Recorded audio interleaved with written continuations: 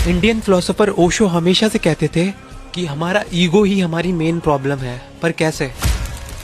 वो कहते हैं अहंकार हीनता को छुपाने का एक उपाय है। हीनता को छुपाने का उपाय है अहंकार। हीनता की भीतर गांठ है कि मैं कुछ भी नहीं, तो मैं कुछ होकर दिखा दूं, इसकी चेष्टा है अहंकार। लोगों को लगता है कि मैं कुछ भी नहीं हूँ और वो कोशिश करते हैं कि मैं कुछ हो जाऊं। हमें बचपन से ही कहा जाता है कि कुछ बनकर दिखाओ, कुछ करके दिखाओ, अपना नाम छोड़कर जाओ इतिहास में। जैसे तुम हो वैसे काफी नहीं हो। मूर्ति बनाओ, पेंटर बनो, राजनीति में आओ, धन कमाओ, कुछ करके दिखाओ। ये जो मैं कुछ भी नहीं हूँ का जो एहसास है, इसकी पीड़ा को मिटाने का उपाय ही अहंकार यानी कि ईगो है। तो फिर यहाँ पर क्वेश्चन ये आता है कि अगर किसी को एहसास होता है कि मैं कुछ भी नहीं हूँ और वो मेहनत करके कुछ बन भी जाता है, तो इसमें बुराई क्या है? बात तो सही है, लेकिन फिर क्या उसके बाद भी हमें संतुष्टि मिलती है? क्या उसके बाद भी हमारा ईगो शांत होता है? चलो इसे एक एग्जाम्पल के साथ समझते हैं। आपने देखा होगा कैसे फेमस सुपरस्टार्स भी डिप्रेशन का शिकार होते हैं।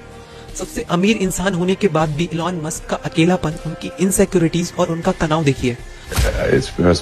my brain and my heart. So it's... या फिर आप डोनाल्ड ट्रंप को ही देख लीजिए। 2 बार अमेरिका के राष्ट्रपति बनने के बाद भी, लेकिन उन्हें अब दिक्कत इस बात से है कि उन्हें नोबेल प्राइज कैसे नहीं मिला।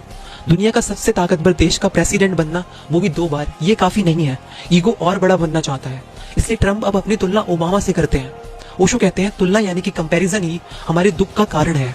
क्योंकि दिक्कत ये है, कितना भी कुछ अचीव कर लो, लेकिन कोई ना कोई तो हमसे हमेशा आगे होता है। अगर सबसे ताकतवर बन गए तो हो सकता है दौलत में कोई हमसे आगे है।